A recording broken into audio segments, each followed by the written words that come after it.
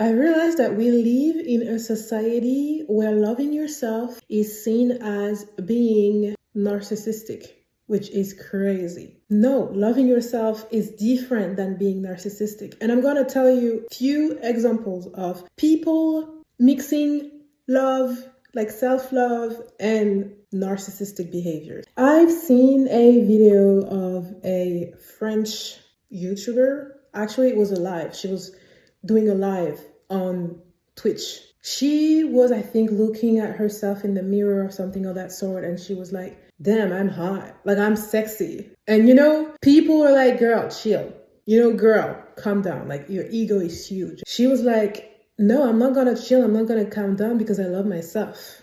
If there's something that is triggering you right now, look inward. She said something of that sort. And I was like, you know what? I had the same reaction when I was watching her live, because the way she was like saying, I'm hot, I'm sexy, it was funny. So I even said that, like I even said, girl, chill, until she spoke. And I was like, you know what? Go girl, you're right.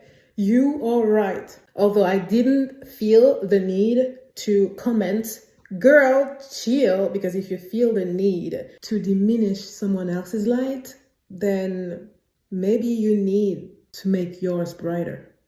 You know what I mean? So it made me think of how our society is very, very, very sick. And you know what? Let me tell you what ChatGPT is saying about narcissistic behaviors, okay? Narcissistic means having an excessive sense of self-importance and strong need for admiration, often with little empathy for others. So, someone looking at themselves in the mirror and loving what they're seeing doesn't mean that they have a strong need for admiration coming from others. They actually do not care about what others think of them because they love themselves. You see the difference? How it's like polar opposite, often with little empathy for others. Okay, if you want to see in a crowd if someone has empathy for someone else, pay attention to how they treat themselves.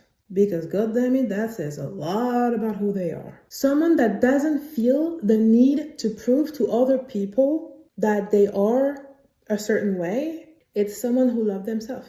And I will finish with, loving yourself means valuing who you are, treating yourself with kindness, and caring for your own well-being. So please, please, please, if you feel triggered by someone else's behavior, please look inward.